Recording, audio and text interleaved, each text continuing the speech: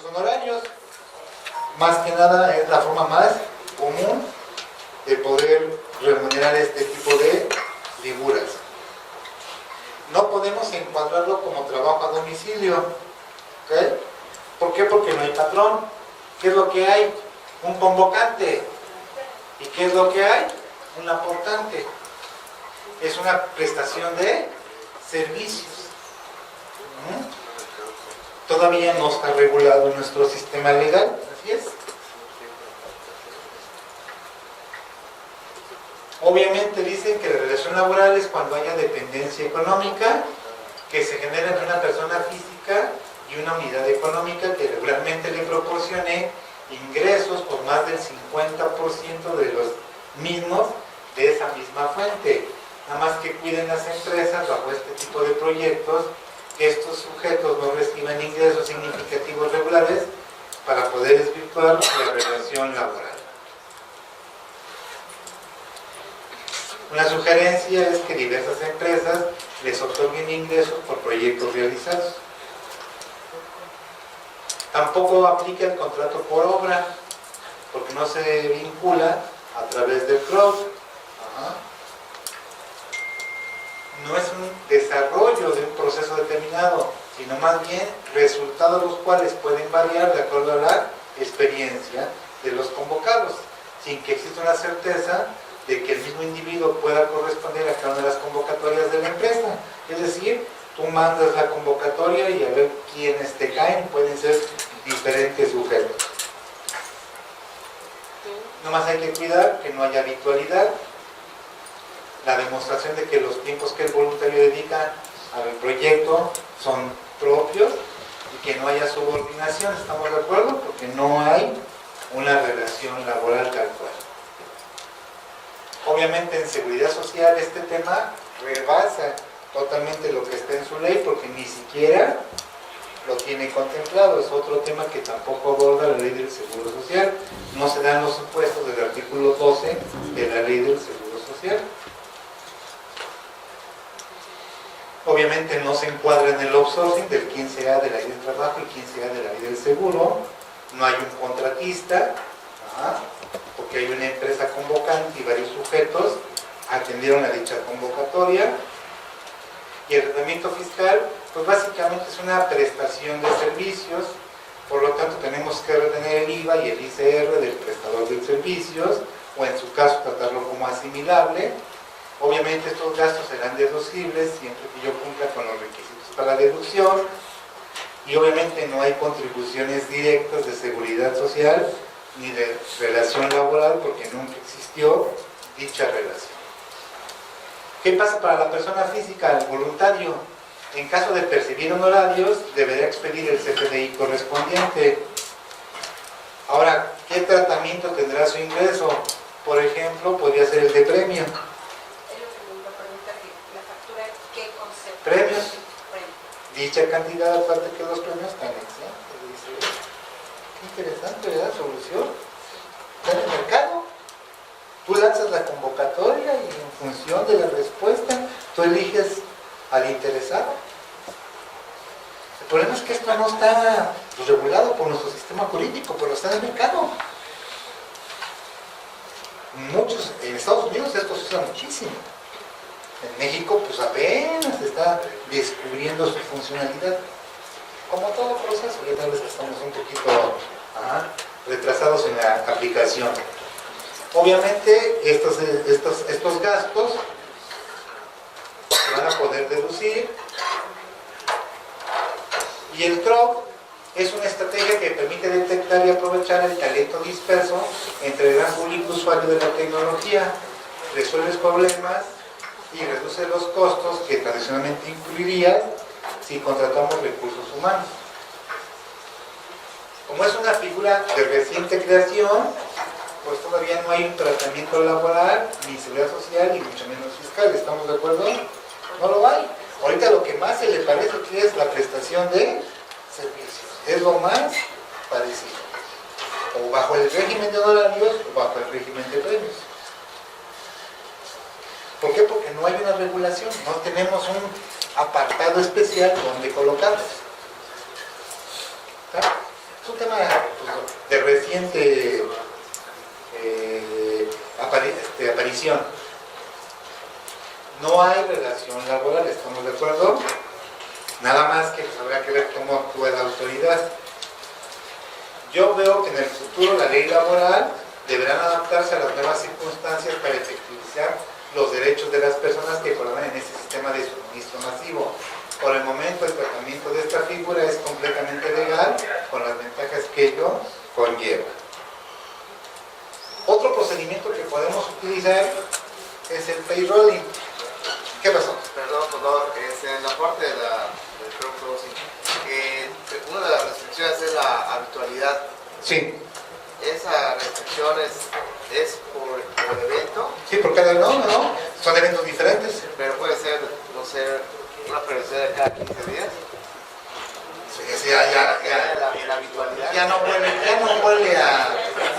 huele a una situación esporádica, ¿estás de acuerdo? Ya huele a le da una falsa apariencia. Huele a simulación, Pero en la convocatoria eres el elegido. ¿Ok? ¿Está bien? ¿Cómo le vas a pagar? ¿Por premios? Le pagas por evento, no le pagas por quincena. O le pagas por honorarios y le retienes IVA y le retienes ICR. No, pero ya sería por asimilado. O lo tratas como asimilado y le retienes nada más ICR. Todo va a depender del tratamiento que tú le quieras dar. Pero si tú me lo vas a llevar a pagarle por quincena, ¿a qué parece? A un 88 de la ley del trabajo. ¿A qué huele? A pato. Mira, camina como pato. Piensa como pato. Tiene plumas de pato.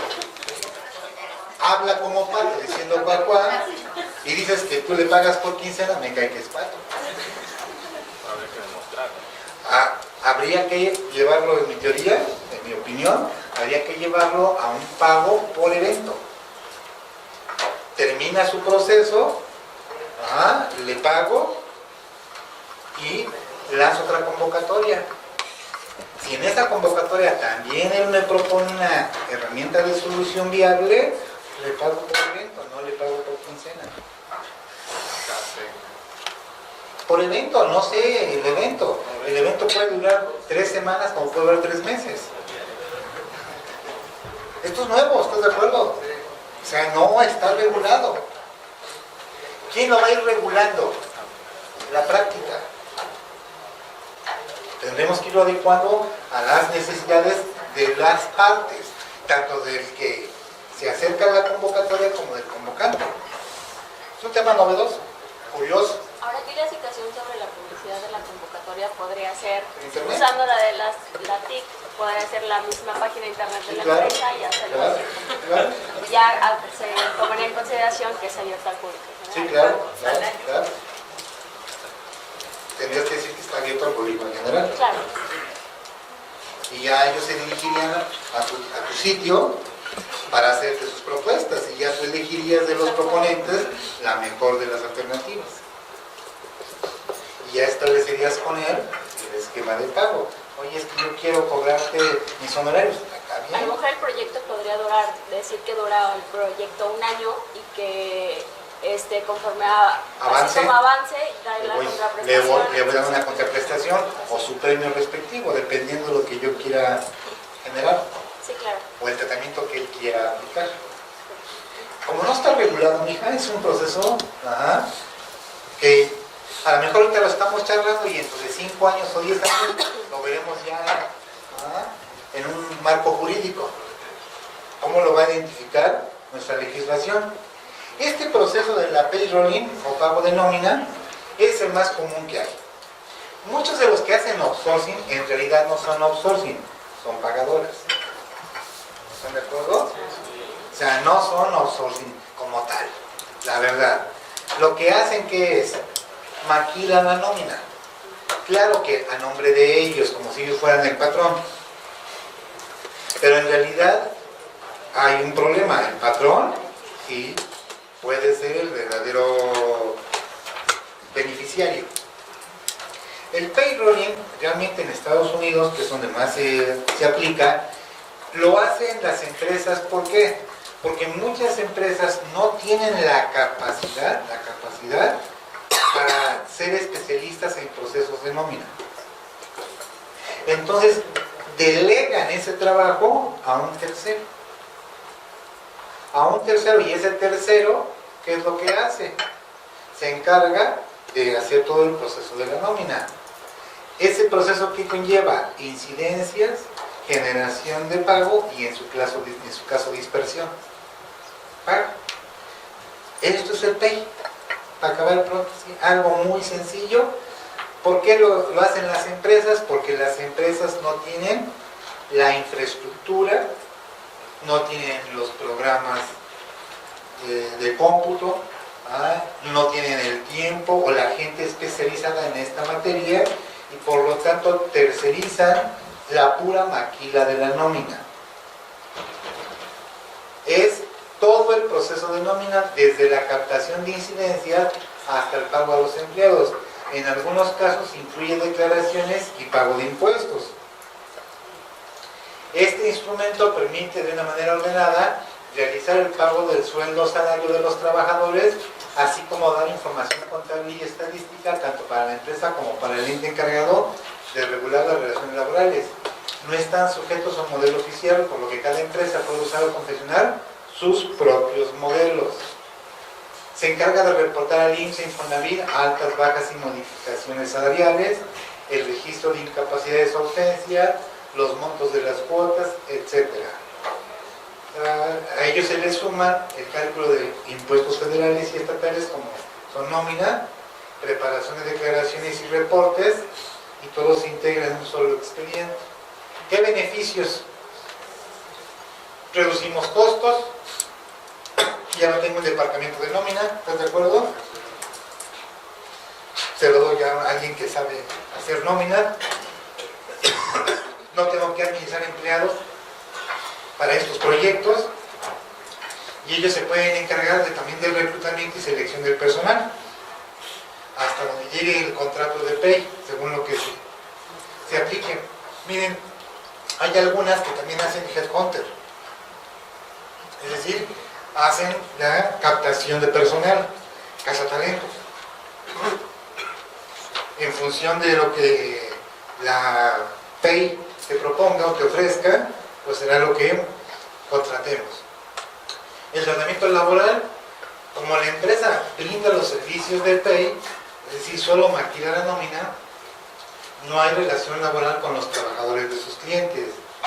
Ante este tratamiento particular es muy importante dejar bien delimitadas las figuras del trabajador, de patrón y de relación de trabajo que establece la ley del trabajo. En seguro social obviamente no hay obligaciones porque pues haz de cuenta que tú me contratas a mí para que yo me encargue de hacer tu proceso de nómina.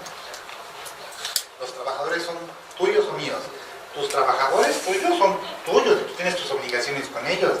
Y los que yo utilice para hacer el proceso, pues son míos. Cada quien es patrón de sus propios trabajadores. No estamos aquí tercerizando capital humano. Estamos tercerizando un proceso, que es la nómina. Es un proceso, no el personal. Recuerden que la PEI se encarga de las determinaciones y pago de contribuciones como un tercero. El tratamiento fiscal se dará cumplimiento a la determinación de contribuciones, presentación de declaraciones y retenciones de impuestos, ya sea por salarios o por sueldos, según el concepto. Y el insourcing es algo que se ha venido, digamos que, presentando cada vez de manera más concreta. Recordamos que en la empresa no hay nadie mejor que ellos que conocen la empresa. Los propios trabajadores. Se hacen equipos o grupos multitareas o multidisciplinarios y en ocasiones pues hay que diseñarle a la empresa un sistema de remuneración para sus trabajadores. Esto es una internalización o insourcing. Es una práctica de negocios en la cual el trabajo o servicio que se podría haber realizado fuera de la empresa se hace dentro de la empresa, es decir, con trabajadores propios. Lo único que vamos a diseñar es una serie de mejoras o procesos que hagan más óptimo el resultado. Esta práctica se utiliza mucho en países como son los de Europa, del centro de Europa, y Estados Unidos, Canadá, Inglaterra, tienen este proceso muy delimitado. ¿Qué están buscando? Incrementar la eficiencia, bajar los costos para generar mayores resultados. Obviamente un insourcing necesita que venga tal vez alguien especialista un tiempo para diseñar cómo va a ser todo el proceso. Pongo un ejemplo. ¿Cuántas obligaciones hay que debe de cumplir un patrón en materia de seguridad social? ¿Cuántas crees que hay? Al seguro social, nada más. Así dame un número. ¿Cuántas crees que son?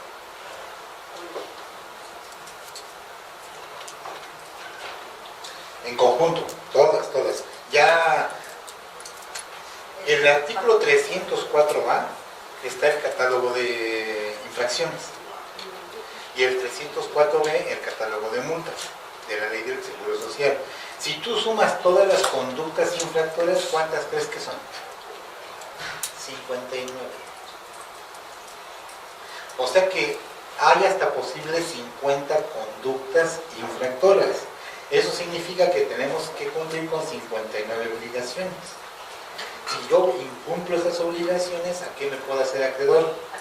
A 59 sanciones por cada infracción, ¿estás de acuerdo? Dependiendo de la conducta. Entonces, muchas empresas pues no conocen estas obligaciones. Entonces, el que viene a implementar un insourcing, ¿qué tiene que diseñarte? Programas de cumplimiento. Yo siempre recomiendo que si tú le vas a decir a tu cliente, oye, mira, en vez de que tercerices, porque está muy asediado, si tú haces outsourcing, te ves que de inmediato los focos se prenden, la alerta se dispara, y luego el fisco tira la tajada, ¿no? Tira la mordida. Bueno, a lo mejor tu outsourcing es de veras outsourcing, pero hoy el fisco ve al outsourcing como algo negativo, como algo olor azufroso, como algo demoníaco, como algo turbio o simulado. Entonces no distingue si el outsourcing es bueno o es malo y agarra parejo. A lo mejor tú no estás haciendo nada indebido, ninguna práctica indebida, pero ante los ojos del fisco por el puro tema outsourcing, como está tan satanizado, pues obviamente genera suspicacia. ¿Qué habría que hacer? A lo mejor no tercerizo, a lo mejor internalizo y creo un sistema que genere mayores beneficios a la empresa, pero para eso necesito traer a alguien que conozca estos procesos y me pueda diseñar un procedimiento en el cual yo pueda generar beneficios económicos tanto para mí como para mis trabajadores. ¿Estamos de acuerdo? Por ejemplo, si checan por ahí el 153J de la Ley del Trabajo, Para evaluar la productividad de las empresas, incluidas las micro y pequeñas empresas, se elaborarán programas que tendrán por objeto y vienen las acciones, ¿no? ¿Quién está haciendo programas de productividad? ¿Por qué no? Si la ley te lo ordena. Oye, ¿y la productividad qué tratamiento va a tener para efectos de la persona? Si te regresas tantito al anterior.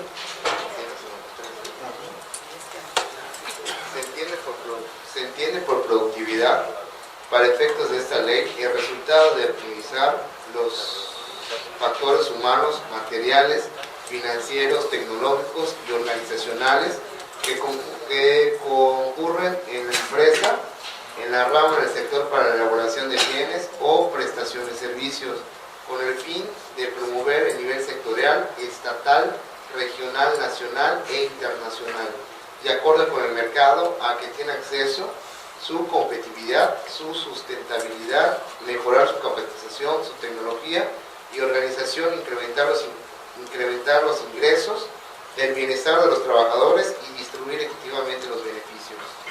¿Camilo? Hay que procurar en favor del trabajador un bienestar. Si yo le doy ese bienestar que la ley me ordena, ¿eso es ingreso?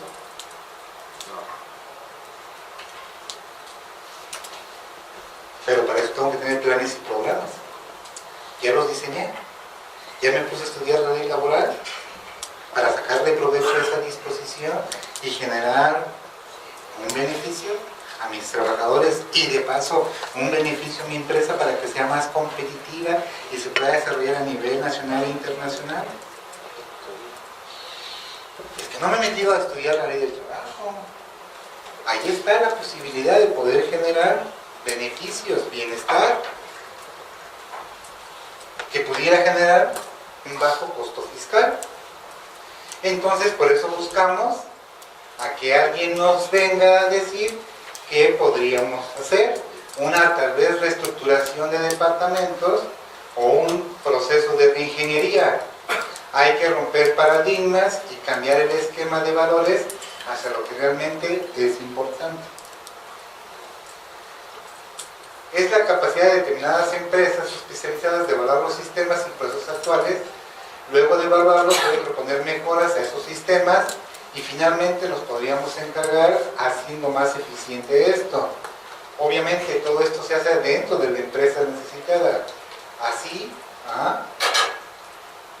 es como tener un departamento especializado encargado del tema. ¿Qué ventajas nos genera? Hay un alto grado de control, se supervisa todo el proceso, favorece a las economías de escala, se accesa a la fase final de los productos y servicios, no se pierde la comunicación, y las ventajas que hemos visto es que reduce la flexibilidad estratégica y la sustracción del talento.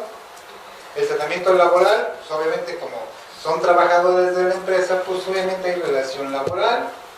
Los profesionales externos que se llegasen a requerir, estos no tendrán relación de trabajo alguna con la empresa, puesto que ellos prestan un servicio personal independiente.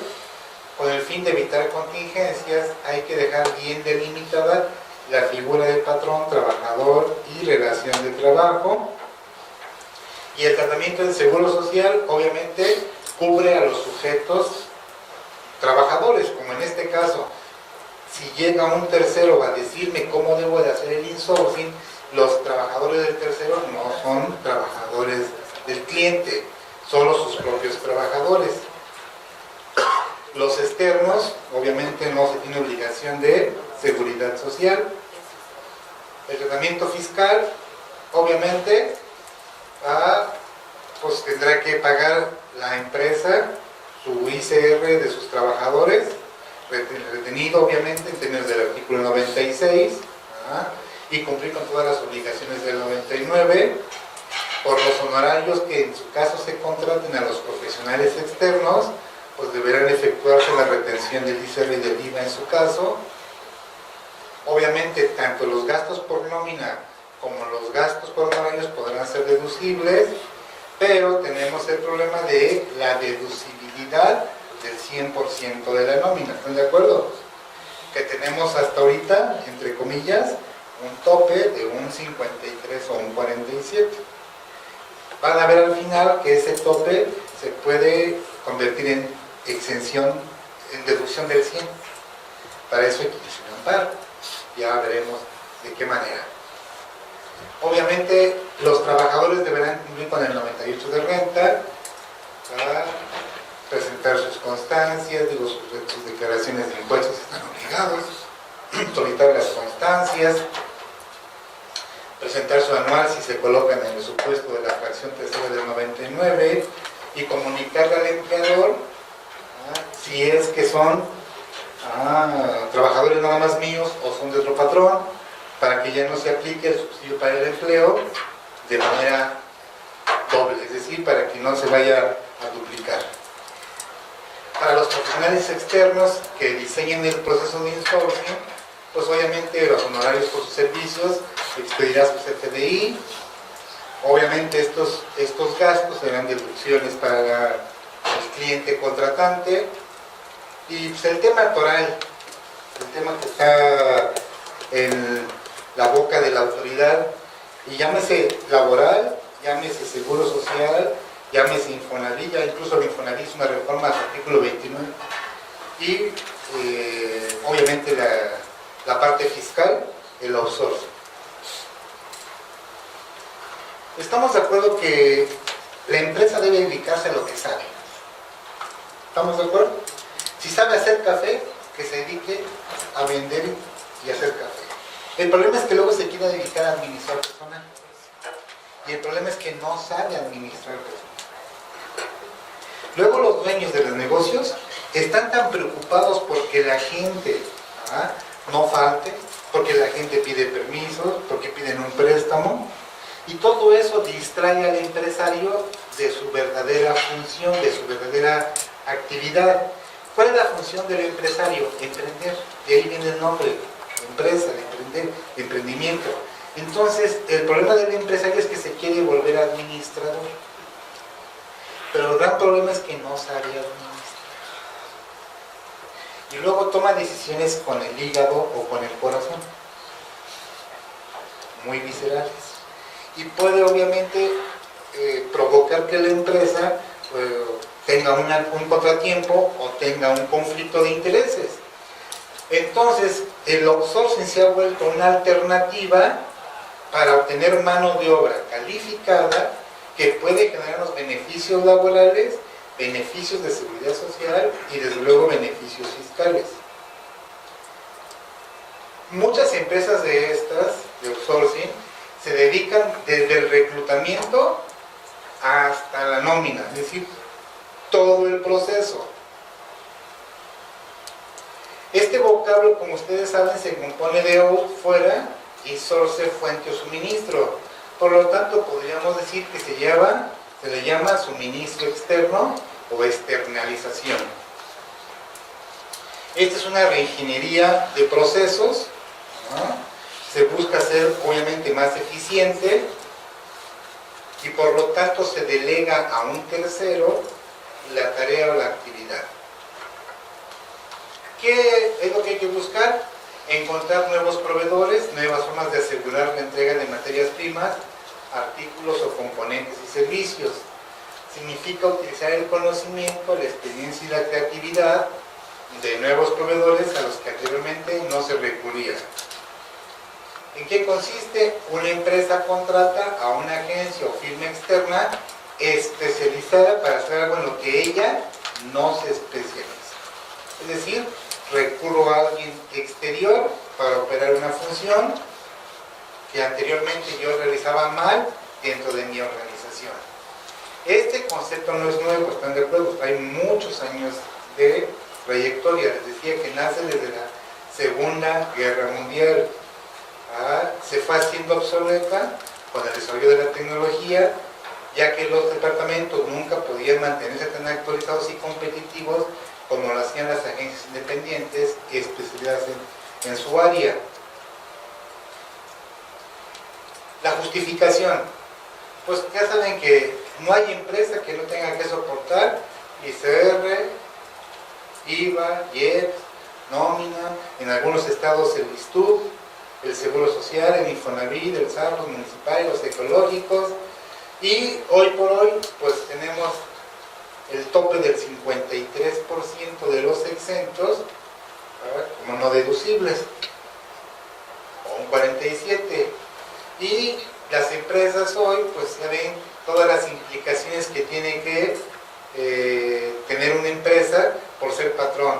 Las fiscales, impuestos, seguro, Infonavit, SAR, informativas, constancias, declaraciones laborales, sueldos o salarios, prestaciones, finiquitos, liquidaciones, huelgas, juntas de conciliación, contratos, demandas, etc. Yo lo llamo el impuesto oculto, porque todo este proceso es un costo para las empresas.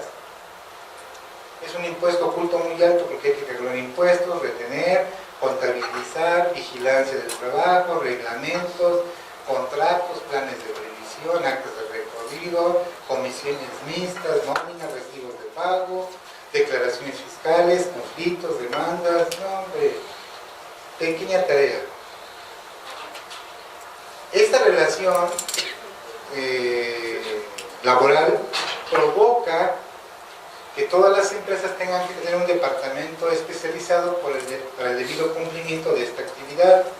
Muchas empresas buscan alternativas para aliviar toda esta carga y planean sus estrategias. Por ejemplo, si ustedes van a un Sam's Club o a un Walmart, nunca van a decir trabajador fulanito de tal presentarse en mostrador. Dicen asociado del departamento de... ¿Sí lo han escuchado? Hacen outsourcing. Por eso se llaman asociados, porque no son trabajadores. O sea, esas empresas no tienen trabajadores. Lo ven los domingos. ¿Nunca han entrado los domingos al súper? Se desayuna gratis. Sí, claro. Entre las pruebitas que te van dando en el jamón y en los quesos, el café, una probada de leche, 2 piezas de pan, pues ya desayunaste gratis en una hora que te vas a ir al área de alimentos. ¿Ok? Bueno, pues todas las demostradoras, demovendedoras, yo les llamo piernovendedoras, porque de repente están muy sugestivas. Todas estas demovendedoras no son trabajadoras ni del súper, ni tampoco de la empresa que promueve los productos. Son de una agencia de publicidad. Son outsourcing. Y muchas de ellas trabajan solamente un día de la semana. Son contratadas para un domingo, salvo que tengan pues chance de estar en diferentes tiendas exhibiendo los productos, pero esto, insisto, no las contrata ni el fabricante del producto, ni tampoco la tienda departamental, sino son de una agencia. Esto es outsourcing. Y ese pues no está vedado. El problema es que el fisco lo ve mal. ¿Por qué no les gusta al fisco el outsourcing? Porque miren, esto es lo que se hacía antes. Pagar salarios mínimos para ahorrarse contribuciones como del IMSS y del Infonavit. Y se les pagaba por fuera la diferencia. Esto casi no pasaba. Casi no pasaba. Pero no había forma de deducirlos para efectos fiscales. ¿Qué otra cosa se les ocurría a los empresarios? Contratos por tiempo determinado, mensuales, trimestrales o semestrales, con la falsa creencia de que se ahorraban obligaciones laborales. Otra que se utilizó y se estila mucho, honorarios asimilables a salarios, para evitar obligaciones laborales. O la otra, tener servicios de trabajadores sin prestaciones de ningún tipo. Y la más común, hacer que firmaban hojas en blanco para que en caso de una demanda laboral presentar pruebas de que la relación había terminado y se había finiquitado de manera correcta. ¿Qué esquemas se usaron en el pasado? No, hombre, o sea, les digo que los mexicanos, los que tenemos se llama creatividad. ¿Qué utilizaban? Las anónimas y las civiles, pago de salarios y anticipo de rendimientos. Curiosamente eras empleado de A y socio en B. Y en A que recibías salario mínimo. Y en B que recibías anticipo a cuenta de rendimientos, que se trataban como ingresos que se asimilan. Y esos esquemas obviamente pues, los detectó la autoridad y ahora los está detectando de manera mucho más eficaz. ¿Por qué? Porque antes de esto no había CFDI de nómina. Hoy el SAT tiene todos los CFDIs. Así que agarra todos los CFDIs y dice, a ver, si estos fueron tus ingresos, chato, pues tengo que ver tu declaración anual. O tengo que ver la informativa de la DIM para ver cuánto efectivamente me declararon. Porque no me puedes decir que no tienes ingresos, ya que tengo toda la fuente de información. Antes le costaba mucho trabajo al fisco checarlo, ahora lo tiene ya mucho más bajo su control. ¿Cómo le hacías? La empresa XSADCB pagaba salarios mínimos y la sociedad civil pagaba antes de correr alimentos. Y así era como funcionaba el mecanismo. Obviamente, algo incorrecto. Las triples S. ¿Qué dábamos con las triples S? Los fondos de solidaridad social. ¿Okay? Le dabas un ingreso asimilado y por otro lado el fondo de solidaridad social, y ya con eso decíamos, ya tiene su ingreso. Es decir, ni siquiera era trabajador, era socio de una sociedad de solidaridad social. O las nombres colectivo, ¿qué dábamos? Los famosos alimentos, hasta la reforma del 2009, ¿no? Cuando vino Renzi y dijo, a ver, los alimentos van a ser los civiles. Y nada más los civiles. No son los que digan las leyes, los que digan la ley civil. Y en el año 2011, todavía había tesis, esta es una aislada, dice, los alimentos pagados a los socios industriales de una ciudad en nombre colectivo eran, ¿qué cosa? Deducibles porque eran estrictamente. Pero hoy haces un nombre colectivo y lo primero que se sale del SAT, ¿qué crees? Revisión. Directa. Pero así directita. Porque a la hora que la des de alta, puta. Es más, cuando llegue el administrador a darse de alta, lo van a cuestionar, bueno, lo van a encuadrar.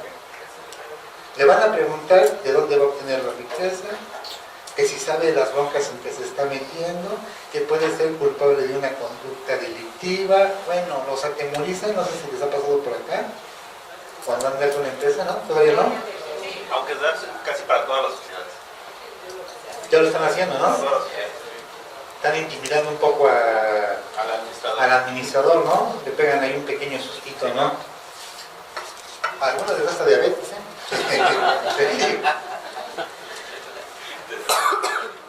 Mira, los socios podrían utilizar para conceptos diversos a lo del 308 del Código Civil, desvirtuando así la intención del indicador. Sin embargo, esta fundamentación y motivación debe ser invocada por los en la liquidación respectiva.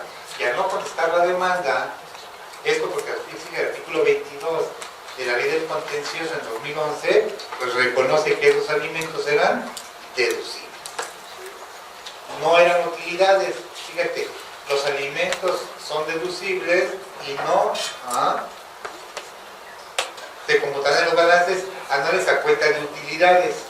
Lo anterior implica que los alimentos no son utilidades a las utilidades de la sociedad en nombre colectivo, solo quiere decir que cuando haya utilidades, las cantidades se registrarán a cuenta de las mismas, pero no son utilidades. No, pues era una chulada, ¿estás de acuerdo?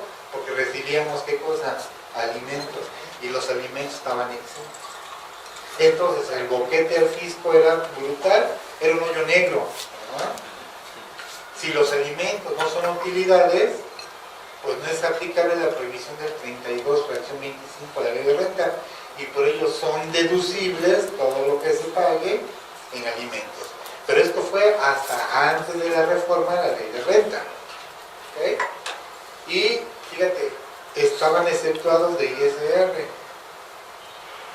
están exceptuados del pago de impuesto de la renta. Por lo tanto, qué curioso, hoy en la noche dormías como trabajador, mañana te presentabas a tu empresa y ya no eras trabajadora, eras socia. O sea, en la noche hubo una mutación, digamos que una transformación de figura. Tú dormiste siendo trabajadora y despertaste siendo socia. Claro, sin saberlo tú. ¿Y qué hacían en las empresas? Pues en vez de darte salario, ahora te daban alimentos. Y no, pues era una belleza. ¿Por qué? Porque se podía jugar sin tope alguno. ¿Y qué se entendía por alimentos? En esta serie de tesis que estamos viendo, dice, sin que se defina en dicho precepto qué se entiende por alimentos. Sin embargo, el artículo 1 del Código Civil establece que se aplica en toda la República en materia común, como es la materia que regula la ley de sociedades mercantiles. Por lo tanto, cuando el artículo 49 establece la posibilidad de que los socios industriales reciban alimentos, ello quiere decir que pueden percibir los mismos conceptos a que hace referencia el artículo 308 del Código Civil. No, hombre. por Dios que te volvías, bueno, ibas a un buffet, porque te podías servir ¿cuántas veces? Todas. Y esto el fisco pues obviamente le purgó hasta lo más profundo. Otra figura que se usó mucho, las copres. No, hoy perseguidas, odiadas, pero siguen siendo una belleza, ¿eh? Siguen siendo una belleza. Porque nos daban anticipos a cuenta de rendimientos más fondos sociales. Curiosamente era el 100% de mis percepciones del asociado. Esos fondos sociales eran tres: el fondo de previsión social, el fondo de vivienda y el fondo de educación cooperativa. Obviamente ninguno grababa. Oh, pues el fisco dijo, espérame, me estás haciendo un hoyo. Bueno, pues corrige la ley y nos dio la vuelta con la modificación a la ley de renta. La AMP, otra figura que se usó muchísimo. ¿Por qué? Porque ahí dice, como no hay disposición expresa, dice, funciona igual que las nombre, por lo tanto una AMP que tenía derecho a recibir. Y los alimentos, de acuerdo a las tesis que viste, no grababan, eran deducibles. Entonces, había AMPs por todo el país. No sé si han visto hoy los comunicados del SAT de los criterios no vinculativos. Sí, ¿no? Y no sé si han visto el portal del SAT en la parte de las operaciones inexistentes. De repente aparece ahí el nombre de la empresa, AMP. Contrato 1.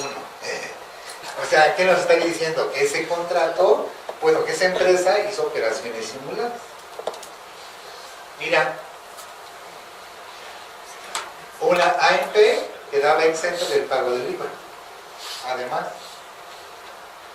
con esta tesis del año 2003, no tiene el carácter de asociación de participación y por lo tanto no había impuesto sobre la renta, del IVA agregado. Por tanto, un convenio así pactado no encima de la que presta la teoría del pago del impuesto al valor agregado. Las integradoras, otra figura que se utilizó mucho. Las cooperativas, los nombres colectivos, la civil y los repecos. Aquí estaba la integradora y se pagaban como socios cooperativistas, se pagaban alimentos, sueldos y rendimientos, y los repecos, sus ingresos directos. ¿Cuál fue el aspecto social, empresarial y tributario? En el pasado, ¿a quién se perjudicó siempre? A los trabajadores. Y hoy también, por hoy, se les sigue perjudicando. ¿En qué sentido? Miren, yo digo que en dos sentidos, que son las aportaciones al Infonavit, que obviamente no es igual cotizar con 10 salarios mínimos que con 1 o 2 salarios mínimos, por lo tanto el ahorro a vivienda es menor y el ahorro a pensiones. Pero de una vez les adelanto, para los que hacen outsourcing o quieran hacer outsourcing o reciban outsourcing, las pensiones que van a recibir con la nueva ley del Seguro Social, si llegan al 39% de su salario, digan que les fue bien. Para eso se requieren por lo menos 1.250 semanas y constancia. Constancia de que, es decir, ser constantes. Si saben invertir. ¿Qué han visto ustedes en sus estados de cuenta de las Afores? Minusvalías. Eso significa que no han ganado, han perdido. No sé si supieron que el gobierno federal ha tomado parte de su dinero. Lo ha utilizado para fondear otros proyectos. Pero el trabajador mexicano, al fin y al cabo, como es bien noble, como no se defiende, como no reclama, pues no le interesa su futuro. Entonces la verdad es que si bien nos va, según la OCDE, las pensiones van a andar fluctuando en un 25% del salario del trabajador. Las pensiones con la ley nueva. Yo me pregunto, si Si con la ley nueva voy a tener una pensión del 25%, ¿por qué no mejor en vida? Dame el dinero. ¿Voy a esperar a que yo tenga 65 años para recibir el 25% de mi salario? No va a servir ni para pagar la diálisis. Pues sí. No, nada. Dadas las carencias que tiene la seguridad social, entonces como que es de pensarse, como que es de valorar si seguimos siendo tan nobles como contribuyentes o buscamos alguna alternativa. Hoy ya se busca cuidar el aspecto social de los trabajadores a través de la implementación de esquemas que reconocen los derechos laborales. ¿Quién, por ejemplo, de ustedes ha checado? A ver, ¿por qué no checan por ahí? Se llama Protocolo de San Salvador. Es un tratado en materia de derechos humanos.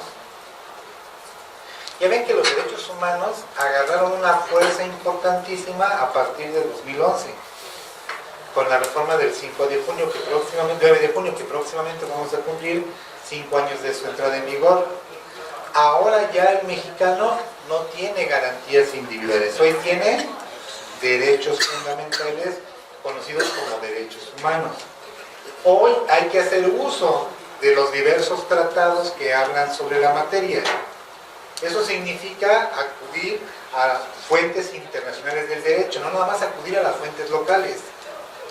O sea, no nada más hay que ver la ley mexicana, sino tenemos que ver leyes extranjeras o normas extranjeras. ¿Sí lo pudiste ver? Sí, nada más, a ver si con estos momentos. ¿Me puedes prestar el artículo 7 del Protocolo de San Salvador? Fíjense la separación que hace el protocolo. Es un tratado internacional en materia de derechos humanos. Dice, condiciones justas, equitativas y satisfactorias del trabajo. Los estados, partes en el presente protocolo, Incluyendo México, obviamente. reconocen que el derecho al trabajo, al que se refiere el artículo anterior, supone que toda persona goce del mismo en condiciones justas, equitativas y satisfactorias, para lo cual dichos estados garantizarán en sus legislaciones nacionales de manera particular, inciso A, una remuneración que asegure como mínimo a todos los trabajos condicionantes de subsistencia digna, condicionantes de subsistencia digna y decorosa para ellos y sus familias, y un salario equitativo e igual por trabajo igual sin ninguna distinción. A ver otra vez esa